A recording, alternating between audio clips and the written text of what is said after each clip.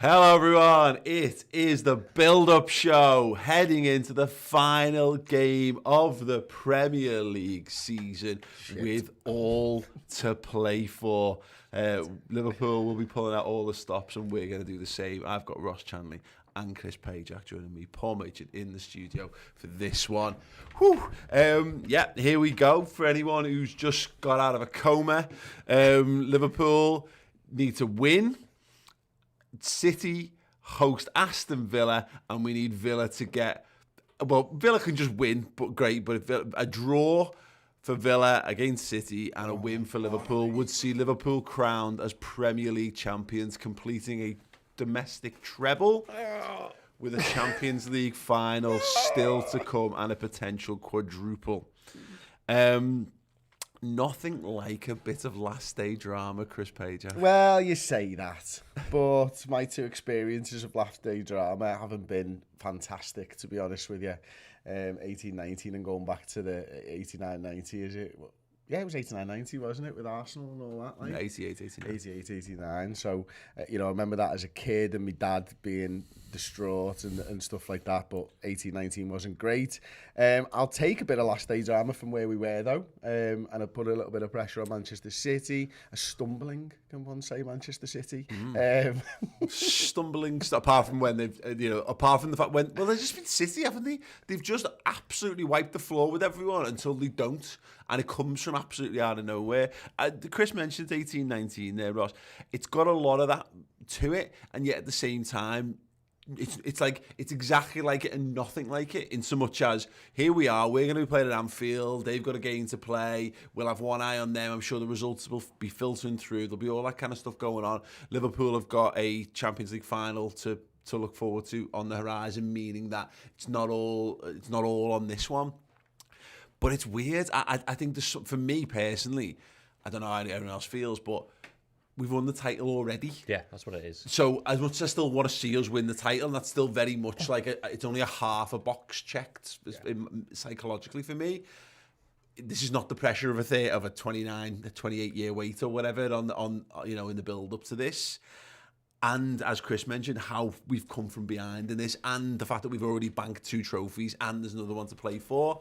I don't know. I'm up for the drama, but I'm feeling quite calm. Yeah, and also it depends how you look at the game. Are you expecting Aston Villa to get anything from Manchester City? And you always got that hope that they might do something. I think it's a bit of maybe it's a bit strong, a bit of disgrace that they're actually playing Thursday night before the Sunday. I think it's absolutely stupid how Gerrard plays the canteen and the kids for that one. Yeah. So Burnley win that, and then they go above Everton. So he's got the chance to relegate Everton potentially and win us the league. But I just don't see it. You can have all the hope, and I think there's talk of a coach greet and all that stuff. And I'm sure the atmosphere will be incredible. Whether it'll be a thank you for what they've achieved so far this season, a send off before they go to Paris.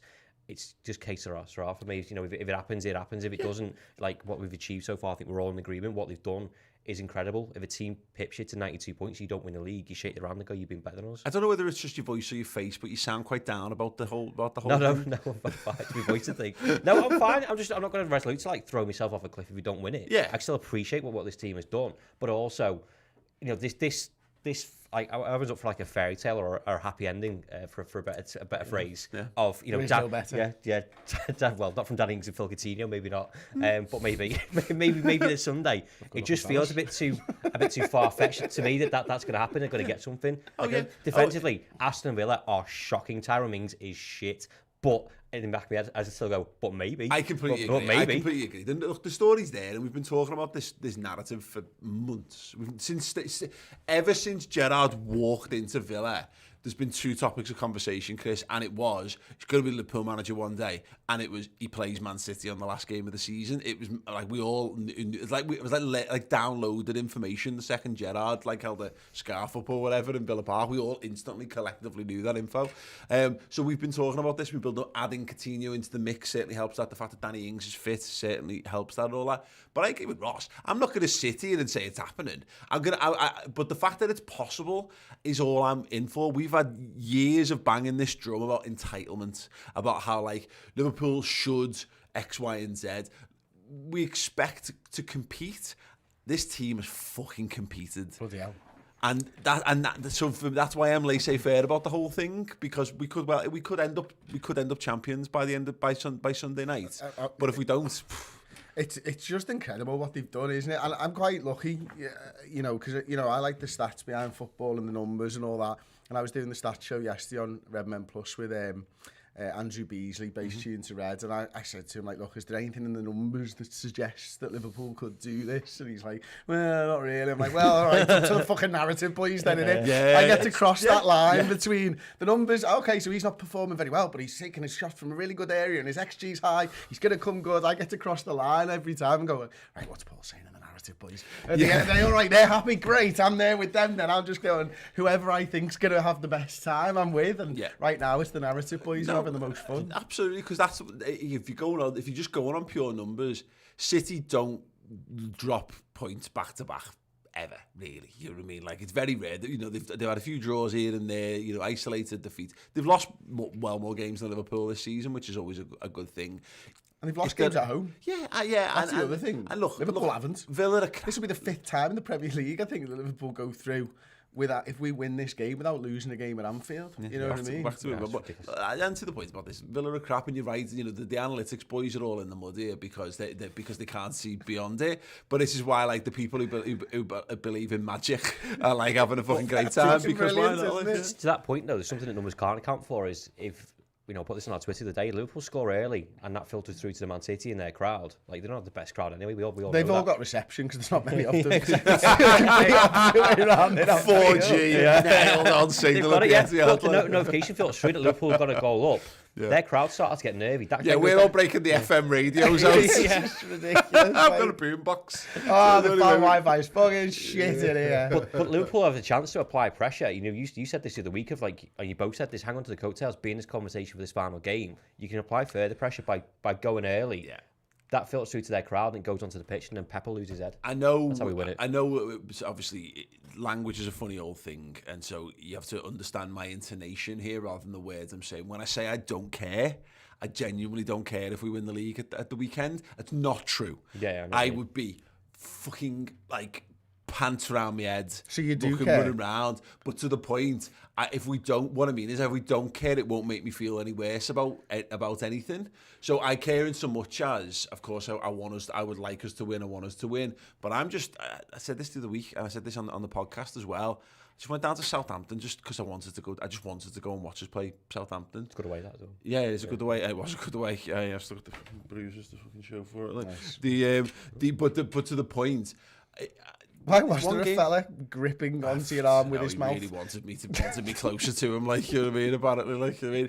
It very much looks like fucking two-handed. Yeah, I can just imagine you with your way in, celebrating with two fellas biting your arm. I've got fucking stigmata. I've got match day stigmata, like. Did not people give Super Chat for 2 tickets to the Super Show there? He's fucking lying. You know what happened? He fucking celebrated and banged himself in the face. He pinched himself so he could do that on the fucking show. I got bit in here. Oh, yeah. You know what I mean? Oh yeah. Fucking pop my ear, like, you know what I mean? Yeah, defo buy a ticket to the fucking the pistol show. Yeah, Water pistol. To the slingshot show. That's what I mean by that is I'm dead excited for the game, because I'm just dead excited to see Liverpool. I'm going there because they're going to go and they'll do the lap of honour. Brilliant, love it. Yeah, and it won't be a lap of appreciation. It's going to be a lap of honour because we've won 2 trophies. Be great if they got them out and walked them around the pitch as well. And it'll be a send-off. Yeah, it'll be a send-off as well. Absolutely. It's one of my favourite things about being at Anfield, and favourite things about playing at Anfield last game of the season is, you know, it's a real, puts a nice full stop. In this instance, it's like if you can combine a comma and an exclamation point, it's probably something a little bit more like that. But yeah, honestly, it won't. We'll see how the flow of the game goes. But I don't feel like it's going to damage me too much one way or the other. And from the players' perspective as well, it's potentially win-win. If they don't win the Premier League, okay, sound, they'll be absolutely devastated. I'll tell you what, let's go in the Champions League instead, like we did in 19. If they do win it, the boy, because they just won the Premier League, let's go and get a fourth and get a And you know what I love about it is that there's, like, the narrative boys are there going, lost by a point, Champions League final. Right, we're going to win it. Because, of course, that's what happened last time. So you can look back to it and go, and don't think that the squad won't think like that as well. You know what I mean? Yeah. They're going to be going into that going, all right, we've done as much as we can. We closed the gap. We were almost perfect from the turn of the year.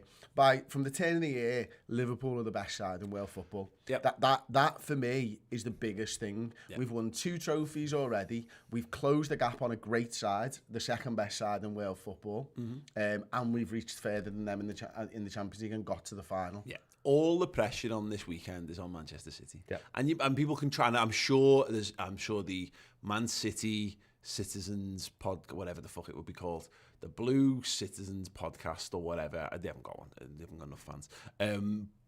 We'll be sat here going, oh, the pressure's on Liverpool because they've come all this way. It's genuinely not. Like, it's really not. And I know I have to kind of sell the Liverpool side of things. I genuinely, I can't see how it could possibly be. There's pressure to win a game of football because there's always a pressure to win a game of football, but that's no more pressure than normal. It might change if you find that City are drawing and we're still drawing and our crowd might filter into that a little bit. That might be the City go behind or something. That might change things. But Liverpool just need to win a game of football. It's not in our hands, so therefore none of the pressure is on Liverpool beyond the norm. And City will deal with the pressure, I'm saying. I'm sure they'll just come out and dick Villa 3-0 in the first 15 minutes, and that'll be that. And then we can all just have the party atmosphere that the team deserves and stuff. But yeah, but it might not be, because the point is that what are they playing for? Yes, they're playing to win the Premier League title, City. But really, even doing that, good on them. And I would wish we could have done it if that goes down that way. They know what's going to happen. No one's going to care. They've slugged their guts out to somehow stay above Liverpool. They'll drag themselves over the line in whatever fashion they do it, probably in 5-0 City fashion, and then people won't talk about them.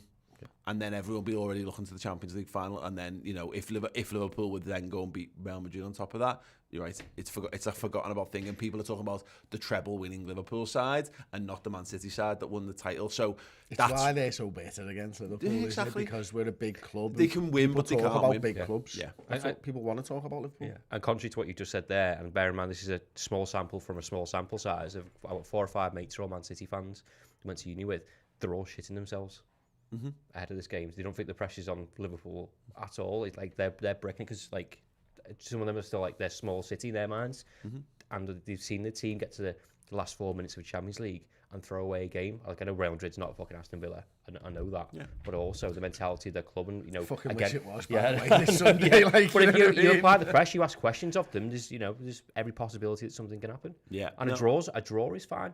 Aston Villa were defensively resolute against us for a large period of the game. All they've got to do is frustrate Man City. They find it easy to do that, I think, Man City. The balance of that game is going to be fascinating for how they deal with it. And of course, we're not going to get to watch it. We're going to be watching Liverpool. I'm sure you'll find a way to get it on for the Steve will find a way to get it on for the watch along. But I'm going to be in the grounds. There's nothing I can do. I can't even really get, I won't really know what the score is or whatever. But in their regard, yeah, feeding into that anxiety, they'll want to do what City do, and that's go and score early and try and get on top and settle the nerves. All it needs is 15 minutes. I think if you can get past 15 minutes against Manchester City, you've got a good chance, because I think the frustration might start to creep in. That's the beautiful thing about footy, and this is very Michael, I'm wrong, but you literally start at 0-0. That's all we need it to end like. Yeah. You know what I mean? It's not like Aston Villa have to come from behind here to get a win or anything like that. We're starting with the result that we need. Yeah. If they can just hold on to that, that's all that I will be there for. But getting past 15 minutes against this City side's incredibly difficult. I would much rather Villa did it in West Ham's way. You know what I mean? At least get a lead, head start. Get a run on it. Like, you know what I mean? Okay, get yourself something. But like, again, just. But I'm looking at it, City have got their defensive fragilities at the moment, and we've seen Aston Villa can cause problems with balls over the top and the pace that they've got up front and stuff like that. So get Ollie Watkins on Fernandinho. Yeah, exactly. Hopefully, you never know, Paul. That's the whole point, isn't it? And that's why I'm looking forward to Sunday. Probably more than I was looking forward to it in 18-19. I feel like it feels a bit different, because last time around in 18-19, the two sides basically did this forever. Yeah. Towards the end of the season, where it's been very much this Liverpool being the right hand, and I don't know why I did it like that. And podcast listeners, you're going to have to fill the gaps in yourself. I'm not going to explain what I did because it's for you to... You raised your hands. I raised Chris, my hand. why did you need to touch yourself like that? Was so inappropriate. Because I've given a little shoulder barge as well. Yeah, I don't know why. listeners he had his hands down his pants. I've no idea why he thought that was appropriate behaviour. Podcast listeners, absolutely disgusting. If you want to see it, check out the YouTube channel. Yeah, exactly. You know, 1890. We've had years of growing up on like magic and hope, and you know, if only like some divine power is going to come down and bail us out and stuff. And to the point, like we could do with a bit of that at the weekend again. But honestly, like I say, it just doesn't fucking matter. Like if they have to win the title, then fair play to them. I would still contend that.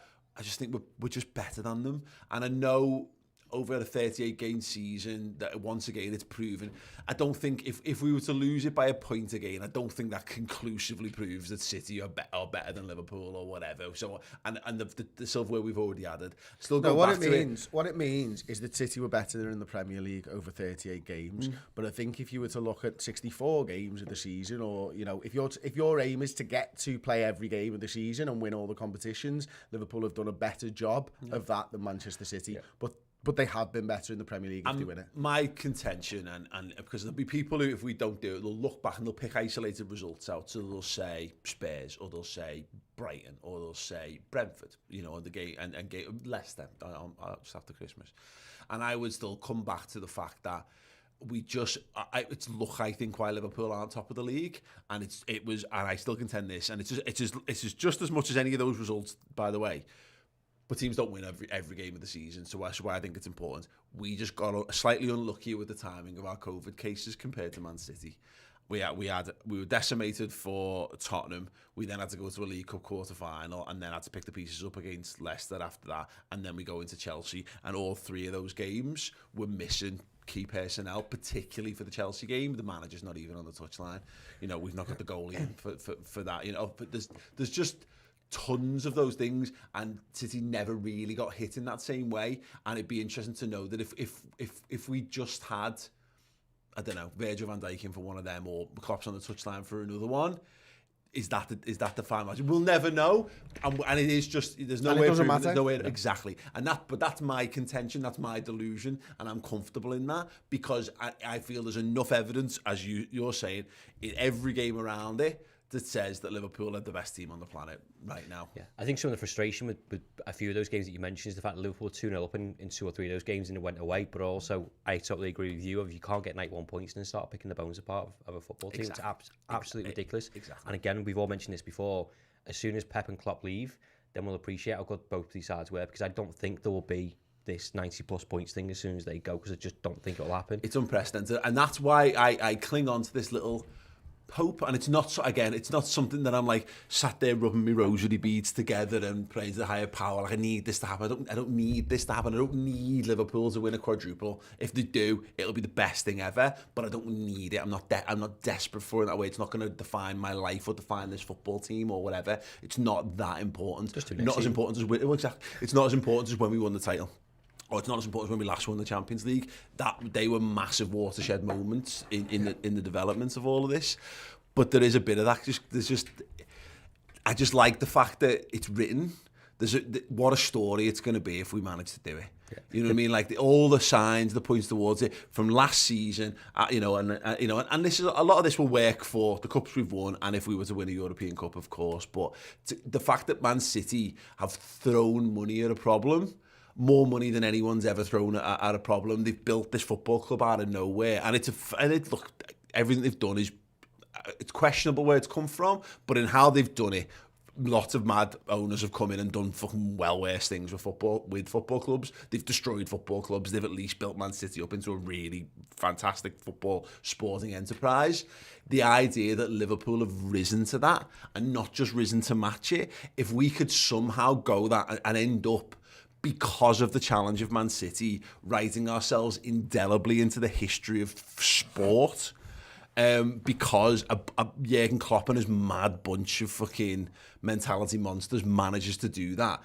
Because I agree, without Pep Guardiola and Man City, Liverpool don't get to that level, City don't get to that level without us. But the idea that we can come out on top of that, yeah, and there's the nerves. The difference would be, actually, I think, for this one, to make it special, is the fact we could win the league and the fans be there. Because we obviously got to the stage where people, it was weeks in advance actually last time and doing it, where people were booking hotels and Airbnbs and all that stuff. There's going to be millions of people there. Like, I know we're having one anyway. Yeah. But obviously, like, I parade the Premier League ground, the streets of Liverpool a week on Sunday, whatever it is. Liverpool's going to be a party on Sunday, regardless of what happens. It's going to be a massive party, and it should be. And I said, coach greetings, or like, get down the ground. It's the last time. It's the last time we're going to be in the city. Hopefully, we talked about this on the podcast. There's talk now that they will do a parade regardless, which is great. They should. They absolutely should. I don't care if we lose in Paris for that. We've won 2 trophies. We've won the FA Cup. You parade the FA Cup as far as I'm concerned. But this is it now. This is the last chance at Anfield. This is the last coach greetings. The last chance to just go and soak it up and feel it and smell it and all that. It'll be back before we know it, but it won't be. This is the last time this side will be together. Yeah. There's always changes that happen in the summer, and it's why I always get dead annoyed when people start talking about like, oh, but if we'd have done that last year, it's like last year's a different season. Every team is different. There's at least one change in every single side. So that's why I don't look at like last season's results against teams. Our team's different, their team's different. What a fucking stupid thing.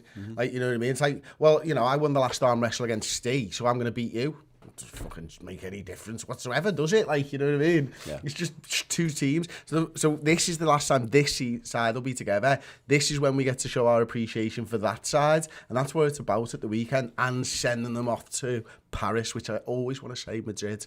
Like, I have to check myself every single time. Paris, we've got to send them off to. Well, let's hope you get that right, because you're driving us next week. Well, even Tuesday. Why? It's a fucking huge drive, Paul.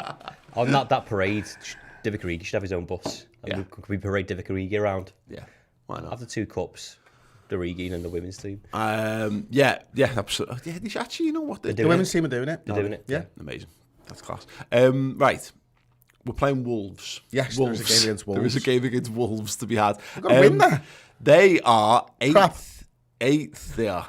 They are 8th in the league. No, but but like, to the point, they're 8th in the league. And I went, they're not 8th in the league. Shit. They've not won since the 2nd of April. They've been getting battered by everyone. It's mad. Actually, you know what's quite funny about that? The Conor Cody did a post-match interview when they were 2-0 down to Chelsea. They came back to 2-2.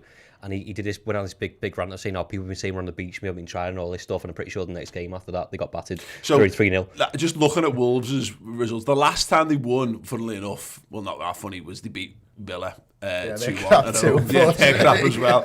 Wolves, who were about to go on a massive diatribe and explain how shit they are, the last win was against the team that we're hoping we're going to beat Man City at the Etihad. But like, goes all the way back. They managed to beat Everton on the 13th of March. They lost 3-2 to Leeds.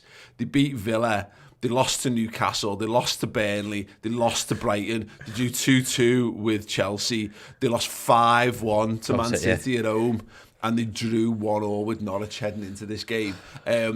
I mean, to the point, and Conor Cody sounds really good player, good guy. But if I don't see how they've got any skin in this game, other than, as ever, a bit of pride and a bit of like. Where was your pride those weeks? Well, no, I know. By the way. Well, yeah, that whole thing. Oh, pride on the last day of the season. Okay. Like, but the last 8, no. That bit of thing where I'm done now. I'm on holiday from tomorrow, so I'll empty what's left of the tank and see how it goes. Straight from Liverpool Airport to Portugal, aren't they? Yeah. It's where they all fucking from and live and everything. And just all of them, it's like, we just go together, lads. Yeah, sounds. Yeah, sounds. Yeah. If you want some Wolves, or to go check out like Faro Airport or whatever, like early hours on Monday morning. That's what I'm kind of hoping. It shouldn't really matter. Look, Wolves, we know this perfectly. We're perfectly capable of causing problems. We saw it with Chelsea the other week. We know they can do that.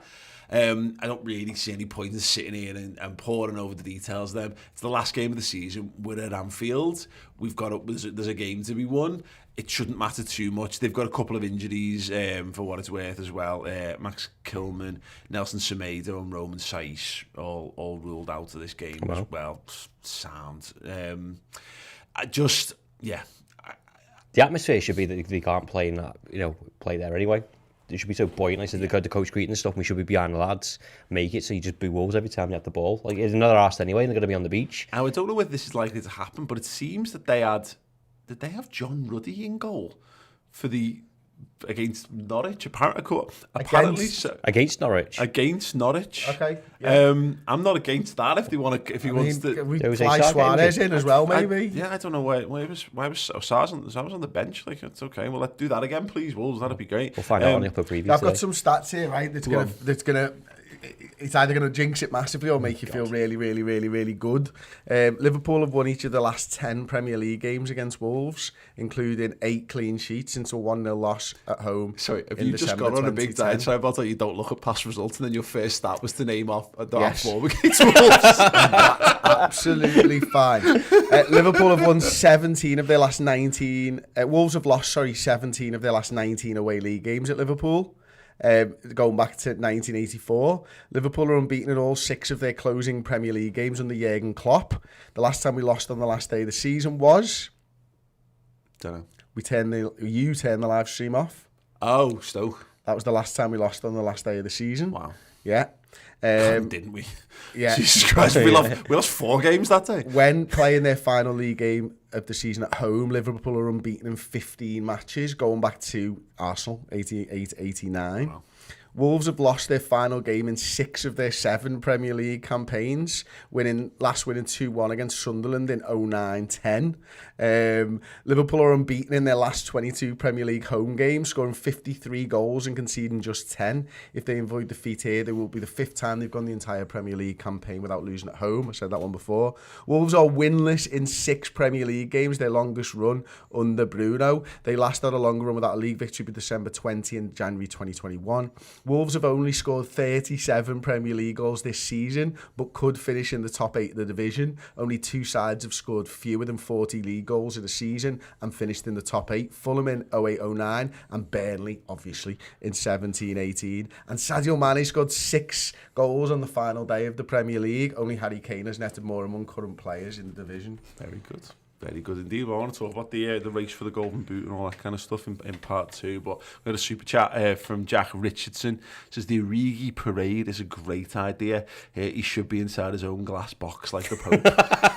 The Origi mobile. Yeah. It's great. On like a spinning platform inside so everyone Can gets we a have, good look at it. maybe just get him to do a David Blaine? For like just hang him outside the fucking Strand. Something mad, like, you know what I mean? Yeah, I think he'd be up for that as well. Yeah, like, if he's going to leave, if his transfer gets agreed, then just a week in a glass box in town. Yeah. So we can all just go and pay our respects. Yeah. As we should do while the statue's being cast, of course. Okay, sound. We are going to take a very short break on a trivia question. When was the last time Liverpool won the title on the last day of the season? Answer after this.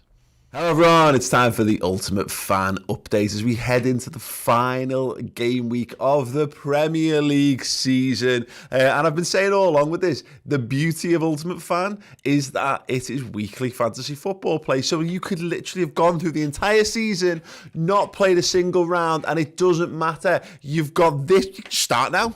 Download the app, use the link in the description, open your first 10 card pack, build your team, chuck it in there, use our Redmen League code and get involved this week. Anyway, let's have a little look then at how things went.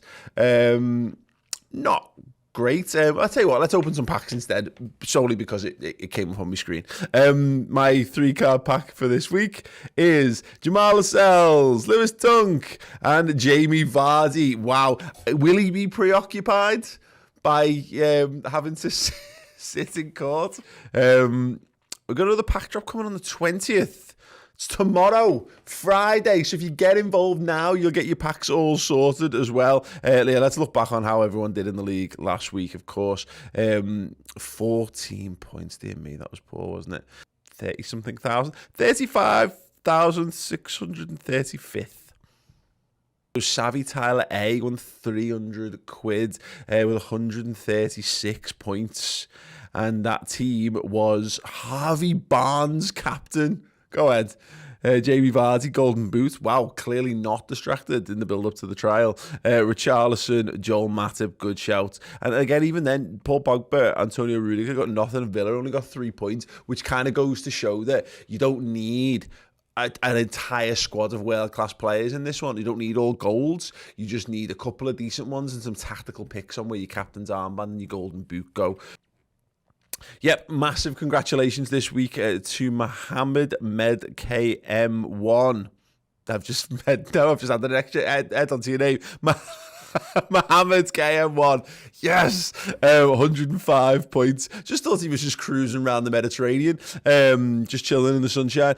Jamie Vardy, captain for him, 50 points. Harry Kane, Golden Boot, 26. James Maddison got 20. He had Liverpool, 7. Bukayo Saka got him 2 points. Verge got him nout, as did Joao Cancelo as well. Okay, cool. There's also some fantastic offers available on Ultimate Fan right now. You can get all kinds of sign-up offers and stuff, so make sure you go and check them out. Please do download the app. It makes us look brilliant for a start, and it is a very fun way to fill some time in between game weeks. Open packs, get players, assemble a squad, get weekly fantasy football points, and get bragging rights as well. What more could you ask for? Thank you so much. That is the Ultimate Fan. Yes, do check out Ultimate Fan, and of course, if you want more content building up to this game and, of course, the Champions League final, then please do consider signing up to redmenplus.com as well. Right, the trivia question. When was the last time Liverpool won the league title on the last day of the season? 85-86? Correct. Everton finished second. Everton finished second. Liverpool, I thought it was really interesting.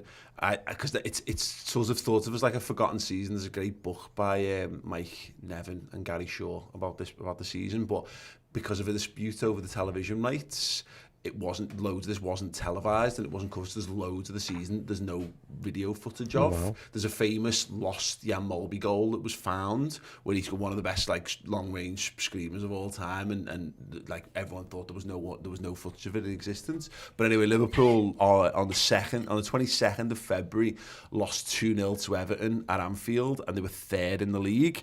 They then went on an unbeaten run. I think it's an 18-game unbeaten run. After that, Everton drew a bunch of games, lost to Oxford in that run, and it boiled down to the last league game of the season. We played Chelsea at Stamford Bridge, and Kenny Dalglish famously scored an absolute worldie. Was Aldridge at Oxford then? Did he play for Oxford? That's entirely possible. We certainly bought him from Oxford. Yeah. I don't know whether he was there at that time, but yeah, of course, Kenny wheels away at Stamford Bridge, the arm in the air, and all that kind of stuff. To secure the title for Liverpool on the last day. I wasn't really sure if that was 85, 86 or 87, 88, to be honest. I had a feeling 85, 86 was when Everton were better, so that's why I went for that. 87, 88, we pissed the league. And then basically drew all of the remaining games of the season pretty much after we'd won it, and then of course went on and lost the FA Cup against Wimbledon. So let's not talk too much about that. But for what it's worth, for anyone who's remotely interested, Bruce Grobbelaar, Gary Gillespie, Jim Beglin, Steve Nichol, Ronnie Whelan, Alan Hansen, Kenny Dalglish, Craig Johnston, Ian Rush, Mark Lawrenson, and Kevin McDonald with the team. Steve McMahon was the substitute, because that was one sub. Yeah, one sub is all you need. One sub is all you need. Sounds. Wow. Yes, here we go. Liverpool then. Joe Gomez, good news. Ross, that he'll be fit, they reckon, for the final if his rehab goes well. Yeah. Means that he'll be out of this game, of course, but I think we all kind of feared the worst. I don't suspect he would have played that final anyway, but as soon as he went down, you saw the replays of the way he fell and the injuries that he's had. You just kind of suspected, as you said, it would be the worst. So when Joyce tweeted yesterday to say he was going to be fine, the hope for the final, just absolutely made up for him, to be honest. Yeah. It's just devastating for him, isn't it? And you just think that the bad luck that he's had, it was a kind of an innocuous challenge that he had. It didn't seem like it was... it wasn't a heavy challenge, just the way that he fell and the way that he landed, and you just think it's happened to him again. You just fear the worst, but fingers crossed he's fine. For me, I'm looking at it and I'm going, look, I want him to be there. I don't want to have to use him, but if we're having to use Joe Gomez in the Champions League final, we're probably protecting the lead anyway. He might not be your first choice for that. It might be whoever misses out between Matip and Konate or whatever, but there certainly is something, especially for him, just being suited up for the game, and being on the bench is so much better than being there in a suit with a frigging thing around your leg and all that type of stuff. Really feel like you're a part of everything. I feel a bit more, especially when this lad's had so many bad injuries at Liverpool, that I think that mentally, I think it's important that he shoots up. Yeah, no, I completely agree on that. And obviously the same will presumably go for Fabinho as well. Very unlikely that he'll be involved in this game. Chris, can I ask you a question? You may. Just did. Do we think Do we think ideally Jurgen's going to want to go as close to his Champions League starting 11 as possible here? Absolutely. And that's why when I think about the sides, you know, for me, the back five is going to be the back five, just without Virgil van Dijk. So you've got two centre halves that you can play. The midfield is going to be Henderson in the 6, because it has to be Henderson in the 6, even though we played midweek. But this is where the advantage of playing Tuesday night, not Thursday night, comes in now, is that, you know, 5 days rest and recuperation to be able to get ready and analyse Wolves and look at this. And then the front three, you know, I'm gonna have to say my front three for this. I'm playing Mane in the 9, because I think Mane plays in the 9 in the Champions League final. I'm playing Diaz on the left, because Salah's going to be on the right. So for me, it's Jota that's going to be on the right-hand side in this game, because that's going to be as close to the Champions League final side, assuming Salah comes back in, as physically possible. I think you might be tempted to throw Diaz on the right, you might be tempted to throw Mane on the right-hand side, but for me the most important is get them in the positions that they're going to be playing in and just slot somebody else into that right-hand side for now. Yeah, I think that makes reasonable sense. Is there anyone else you think, obviously Van Dijk and Salah are kind of rated as 50-50 for this game, and I think Jurgen will want them at least on the bench, because he'll want to, if they're fit enough to be on the bench, by the way. If they're not fit enough, they'll be nowhere near this game, because there's just no need. There's no need for us to run them into the ground in any way, shape or form.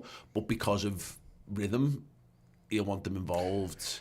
Is there anyone else you think Defo comes back in? Van Dijk's interesting for me, because I wouldn't surprise me if he did start. Like, it almost felt like we weren't sure when he came off at Chelsea whether it was, you know, obviously came out later and said it was a bit of a niggle. He felt something in the first half and he came off, but they brought that specialist in who's already working with Salah to try and get him back in time and fit and firing for the Champions League. But I just think he's an animal. Wouldn't surprise me if he started. If there's any doubt, don't risk him. Obviously, it seems a bit stupid, but also to your point, for rhythm's sake, do it. But then, you know, as Chris said, you know, Konate and Matip, we're boss. The interesting thing for me here is, obviously, when we went to play Tottenham, we played, was it Benfica? I know I asked this question the other week and forgot the answer. In the build-up to the Tottenham game to plan for them, I wonder whether Jurgen... The last final, not the other week. Sorry, the last final in the Champions League, sorry. We played Benfica behind closed doors, and it was hidden, it was secret, and no one, you know, didn't want it to come out. I wonder whether Jurgen does that this time, because we've played every midweek game since Valentine's Day, haven't we? Yeah. Like, you know, that's ridiculous. Is it better to just give them some time off, or do you keep them in that rhythm of the 2 games a week? That's a question. There's no training camp this year either, is there? Because of the time between Wolves and the start, they're all staying in Liverpool. Exactly. There's no, in previous, it was like it was weeks, wasn't it, between the... So, but this is where I was coming from. There would have been a game to get them up to speed. There is no game to get Van Dijk and Salah up to speed this time around, probably, which means you're right. If they can get some minutes in the legs, I think they get some minutes in the legs. My initial thought on Van Dijk when he went off, and looking at his face and how pissed off he was when he got subbed against Chelsea, was, do we get to full time? And regardless what was happening, he was coming off anyway, because in the past 3 or 4 weeks it's been Van Dijk and Matip, it's been Van Dijk and Konate, it's been, you know, those two have been rotated heavily. It's always but it's always Van Dijk that's been the consistent. We played, what was it, Tuesday, then Saturday, whatever it was, Sunday, sorry, you know, Tuesday again. He's picked up an injury. He needs to be managed. There's zero chance that if either Salah or Van Dijk are feeling anything, they'll be anywhere near this game, because it's not how Liverpool roll these days. You know, and to the point, it's not like, I think it would be different if we were in City's position. You'd play everyone. You'd be strapping people up and injecting them and getting them out. Exactly. Liverpool don't play like that. And Liverpool have got more games this season. Man City games. But it also it's counter to our squad mentality.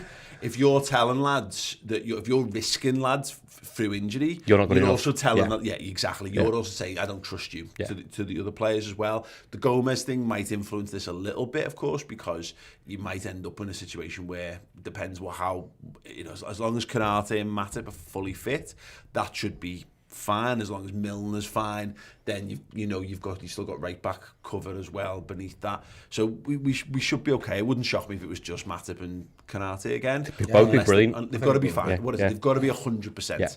Or if they're not 100%, it's fatigue, not I'm carrying something or I'm nursing something, because you're not gonna. that Champions League final's too big, and too important. The stat that Chris read out before, Wolves have scored 37 goals so far in 37 games. Like, I'd like to think Canate and Matip are perfectly fine with him anyway. There's no need to play Van Dijk for the reasons you just said. This is a good test, isn't he? But he's also, this is a tricky season for him. I think we'll know next season where he's at. He's got six goals this year, and obviously he's still on the comeback, really, isn't he, Jimenez? The one thing that plays into this, and it's on a Salah perspective. He's got 22 league goals, so he's currently top goal scorer, but Son is on 21.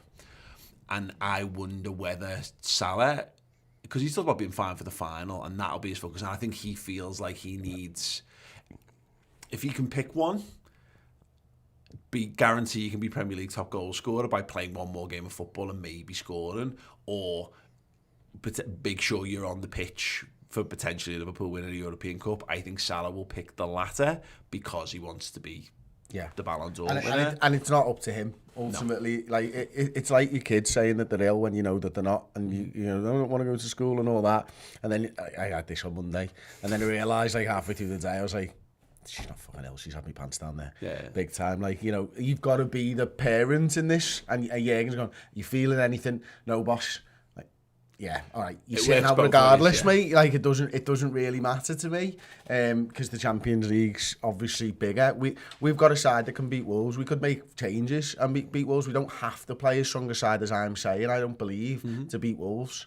Yeah, but I think to the point on Salah, he's one of them. And again, as long as he's not injured, he will be doing everything in his power, I think, to get ready and play in this game because he wants that. I think he and Liverpool do as well. Yeah. If he's right, Liverpool want him involved for that rhythm and, you know, get his eye in, maybe get a goal. He's our best player, exactly. That's why Jürgen said, didn't he, about Salah and Van Dijk? The target is they could be involved again at the weekend. It's very positive. We're realistic about the Wolves game, but for Southampton, we'd rather not.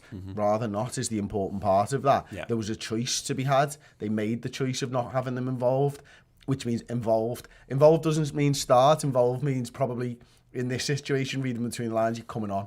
That's about it. Like, I think Liverpool plan to win the game. If Salah happens to get his golden boot at the same time, then that's fantastic. I don't know Klopp won't build his game plan around Salah's that, but Salah's mentality should be, let's win the game of football, whether he's on there or not. If he gets a golden boot, fine, Salah just wants to play every game, doesn't he? And he does play every game, and you know, so there'll be no. As I'm saying, if there was a choice, I think he would preference that, but also he should preference that. If he's given a choice, he'll play both, and he'll run through the pain to play both because it means so much to him as an individual, but as a Liverpool player as well, because he'll want to be on that pitch. He wants to contribute. He wants to run past people and score goals and create. I mean, to the point, it's the Premier League top goal scorer. He's top of the assist charts as well. He's the best player in the Premier League, and I know Kevin De Bruyne, and Kevin De Bruyne is fantastic, and I think Kevin De Bruyne is the best player in the league as well because. Let's just enjoy this world that we're in. Recency bias, though, isn't it? Because Kevin De Bruyne was not up to his own standards for large parts of the league, and it's only the past 2-3 months he's turned up. The mad thing is about this, like De Bruyne has obviously scored so many goals, but Liverpool have closed the gap. Like, while this has all been happening, he's firing them to the title. Lads, we've closed the gap on you, and he might. And it feels very much. You know what Kevin De Bruyne feels at the moment? A bit more like City's Steven Gerrard, where he's the one every time going to the well and doing it, like, you know what I mean, and dragging them through it, and that's to be lauded as well. He has been unbelievable, unplayable. But it's mad that they should need a Steven Gerrard in a team that's got that many players and that much got into it. That screams like mismanagement of some description, because you had the biggest squad, and then you didn't have the biggest squad, and you spent the same amount. You of money. think the talisman would be the £100 million player, wouldn't you? Really? Yeah, well, I'm sure that'll come. I'm not here for. Jack Grealish is low hanging fruit, isn't he? To be fair, in that regard, but he's been all right, hasn't he? But Kevin De Bruyne, Kevin De Bruyne today by turning down free fruit. Yeah, in fact, I very much did. Yeah, the Mars bars I need to watch out for. The double deckers. The high hanging Mars bars. Kevin De Bruyne, I like that. I think that's a really important analogy. Kevin De Bruyne has single-handedly almost dragged City to this point, and it's interesting that when it doesn't quite go his way, I'm here all day for a Kevin De Bruyne slip, by the way. Oh, yeah. I'm here all day for a Kevin De Bruyne slip. And as he slips, his shirt rides up and you see his Liverpool shirt underneath.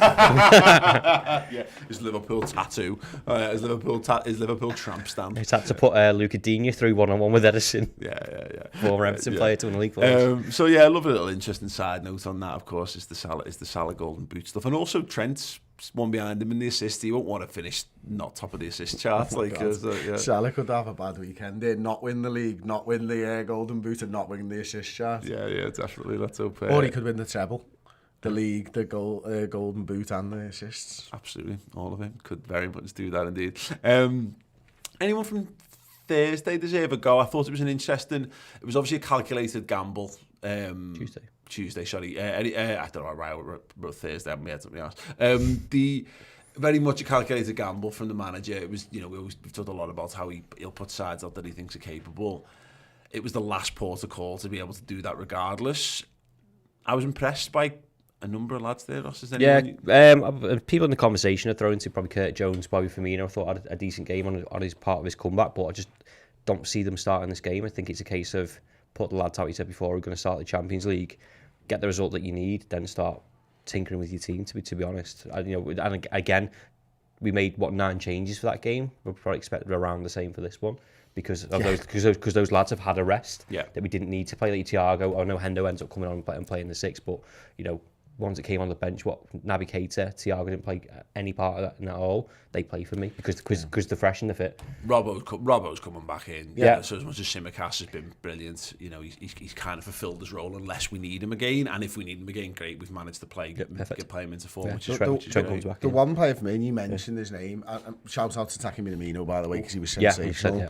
The one player that I would probably play myself is Bobby Firmino. Yeah. I would have him in the number 9, but I mentioned before I want the lads playing in the positions that they're probably going to be playing in.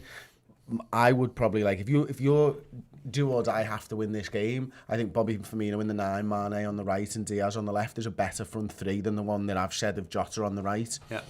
And this is where I'm at. I think Jota is ahead of Bobby Firmino in the pecking order at the moment, still based on what he's done so far this season, the goals that he's had. But Bobby looks sharper than Jota right now for me. So if I was heading into the Champions League final, Firmino would actually be ahead of Jota in my pecking order, and therefore I'd play him in this game. But because Mane's been so good in the 9, I don't see it happening, and I understand that. They're 4 and 5 at the minute, aren't they, in terms of the pecking order, and you can take your pick between them. I think quietly Jota, is just... He's playing better.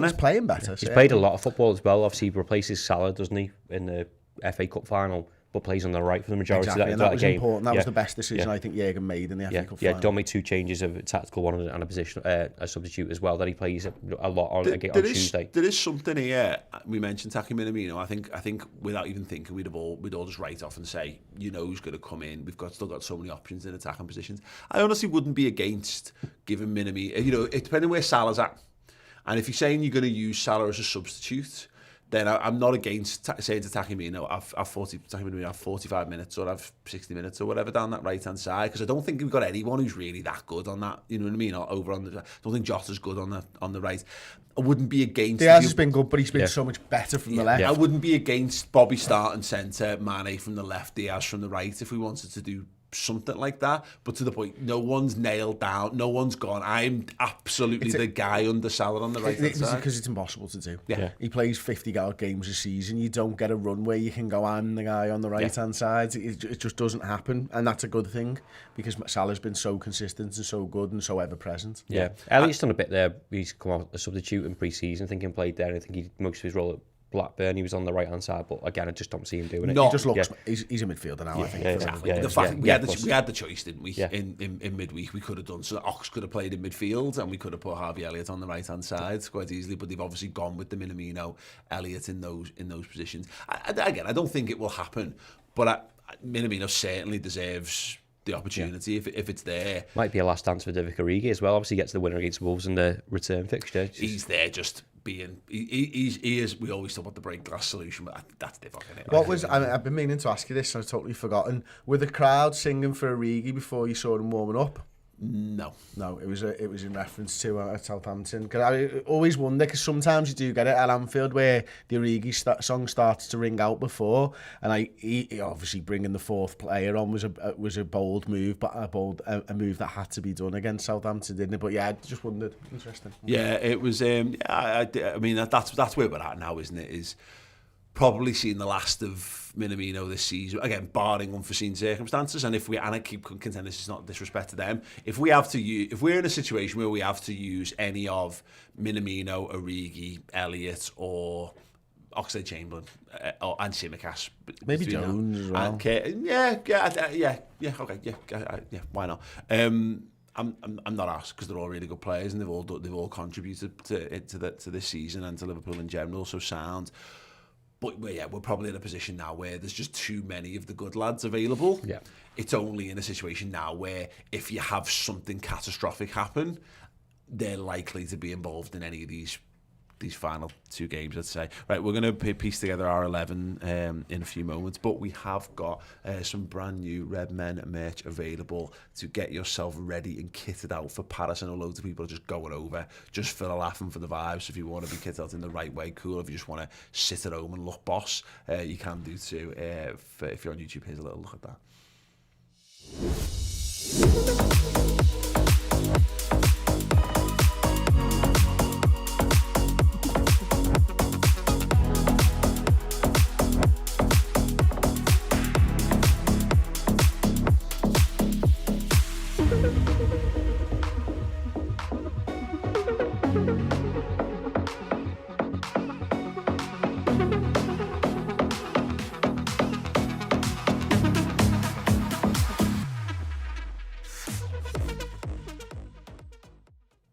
Absolutely amazing. Yeah, get your orders in before Sunday if you're based in the UK to make sure you get it in time. But realistically, if you're watching this on Thursday, do it now. Just do it, because all of the Redmen stuff is print to order, so it's not like it's on a rail anywhere and it just gets posted out. It's not Amazon, not in a giant massive warehouse somewhere. It's all bespoke. Well, one day, yeah. It's all bespoke stuff, so it obviously has to, the order comes in, it's got to be printed, then it's got to be packed, then it's got to be sent off, so give yourself the best possible chance of looking as sexy as possible. We'll have a stall at Wolves as well. If anyone's coming to our our big party on Saturday, we'll have one there, but we'll also have a stall at Wolves, so you'll be able to maybe... It's a fucking trip to fucking get a fucking thing, that it's all the way to Wolves. Yeah, it's tough, mate. It is what it is.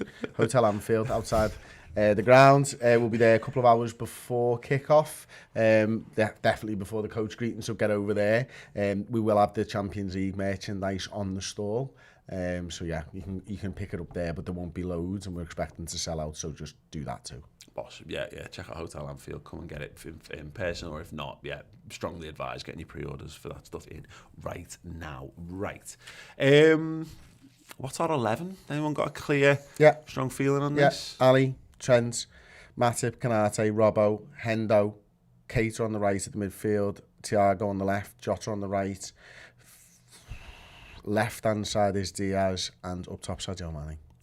I think I agree with that 11, Ross. Third that. Okay. Yeah. There you go. Slight alternatives, Thanks of course, as mentioned. yeah. Again, it'll depend. I agree. I think when we get into the Champions League final, you will know it'll be Van Dijk. I suspect Matip, but it could be Canate. Obviously, we've got this show to do next week, of course. There's a question mark over the midfield for me for the Champions League final. Whether Fabinho's fit or not. Whether Henderson plays or not. Yeah, and that will depend on Fabinho. Yeah, I agree. I think that's one big question mark. Because he likes to use Keita in those games, doesn't he? Where he thinks, and sometimes it's worked and sometimes it hasn't. Like if you're being safe, I think you play Hendo. But if you're not, if you fancy a little roll of the dice, I think you play Keita. I think the other way around. I know we're doing this next week, but I think for the same reasons. I think because it hurt us last time we played them away and got absolutely battered. I think Keita comes off in that one. I think it's Keita or Thiago plus Hendo or Fabinho. big redemption story for Naby and all that. But again, possibly, next week's narratives. Again, alternatives for this one, and obviously at time of recording, we're not 100% sure on whether Salah, Van Dijk, etc. will be available. If he's available, Salah will just start instead of Jota on the right hand side. We'll know whether Southampton was just get 11 lads on the pitch, or how much of it was getting lads ready to go, because there is still the Roberto Firmino thing. Yeah. That Jurgen loves him, absolutely adores him, and we don't know, because he's been injured at all the wrong times this season, whether he is still Jurgen's absolute go-to man, and whether Mane's the happy accident, the same way that Jota was a bit of the happy accident before that.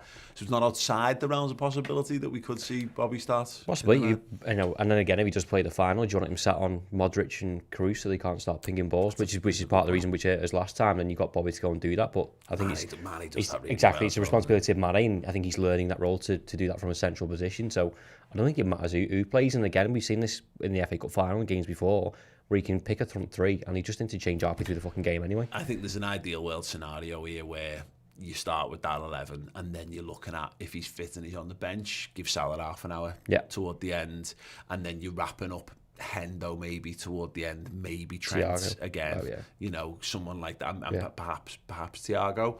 But then of course you've also got the big div there waiting in the wings to come and grab that late goal. Be nice from a sentimental point of view, but you know 100% Jurgen Klopp's not doing that. He doesn't give a. They've actually a member of the squad. He's got his squad role, and his squad role is not, go on, we love you, go and have a game of football. We need a goal. There's 10 minutes to go, and we need something different. We need an extra tall presence in predatory finish in the box. That's what he does, and again, that's why I feel like as much it would be nice. I think I'd have no issue with Minamino starting. I mean, he might have earned it. I don't think we'll see him. I think we saw the lads again.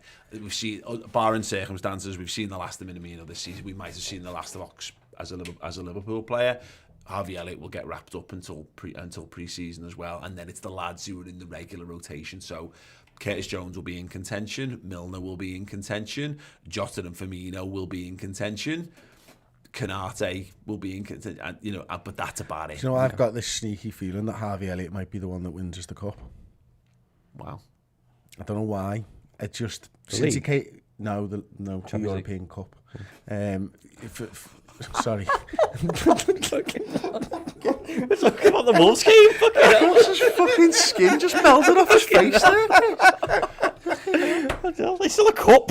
It's a trophy. Yeah, right. Okay, you call it the Premier League Cup. I will. And see how that goes down. We're talking about Wolves. I know, but I'm talking about the European Cup. We'll do that next week. Two girls, one apologies. Trophy. Apologies, Ross. That was naughty, mate. Yeah. No, I don't know why. Since he came on in the Carabao, I've just sort of thought, you think of all these people who, like, you say, who's going to score the goal? And people go, I want it to be Hendo and Origi and all this type of stuff. For the season, he's had Harvey Elliott coming on in the Carabao Cup final and then, playing a game just a week ago when I didn't think he was going to play any footy whatsoever. It's just made me go, okay, interesting. Some minutes in the legs there. It's going to be Luis Diaz if it's anyone. I really hope so too. Do you know what? It doesn't matter who it is. Okay. Van Dijk gets my vote. I think it can be a Real Madrid player as long as it's in his own fucking net. Right, yeah, of course. Yeah, whatever.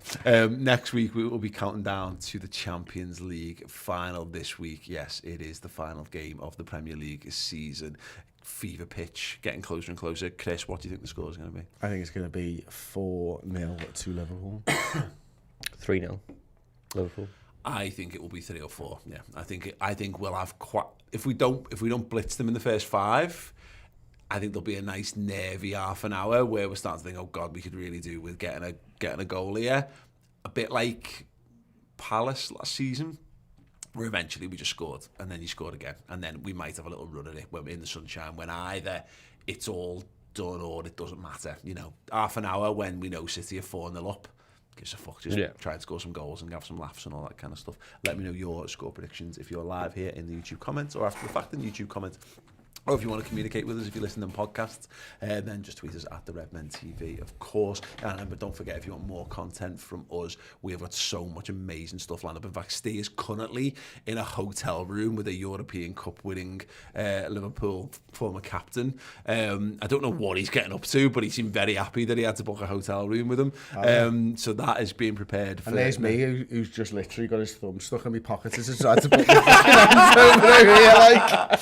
As far as how the day's going. I literally just went, oh God, my hand. And that's why I'm smiling at the camera, if anyone saw it. Magic. So that is just one. There's another two European Cup winning Liverpool footballers of slightly more modern eras lined up for next week as well. They'll be exclusively on Redmen Plus. We'll have some bits to go out on YouTube and socials, of course. But yeah, if you want the meat of what we do, it is all over on Redmen Plus. If you just want to support us, if you enjoyed the free content that we give you guys, whether it's podcasts or YouTube shows and live streams and all that good stuff, then yeah, if you want to support, then yeah, go to redmenplus.com. But we also give you tons and tons and tons and tons and tons of extra content. And you can get there by just going to redmenplus.com and signing up. 2 tiers. One gets you all the content, one gets you all the extra bonus perks and features, club legends, like being in our Discord chat. For example, like right now, John Lee, David Blackshaw, Scott T, Quadbot, all having a nice little gab in our club legend live show chat Discord. Those guys are absolutely awesome. Yeah, I hope to see as many of you guys as possible at our live show on Saturday at Hotel Anfield. Hopefully we'll be around the ground on Sunday as well. So if you see us, by all means, come and say hello. We're all in a boss mood, so that should be great. And yeah, gentlemen, that is the final Premier League build-up show of the season. Destiny awaits for these mighty Reds. Stranger things have happened, but as long as we keep believing and keep enjoying ourselves, then yeah, what a time to be a Liverpool fan. Up the Reds. Hey guys, thanks for checking out that video. Hope you enjoyed it. If you want even more Liverpool goodness in your lives, head on over to redmenplus.com now and sign up to Redmen Plus. We've got interviews, features, documentaries, as well as our vast array of weekly shows. So yeah, redmenplus.com, sign up to Redmen Plus now.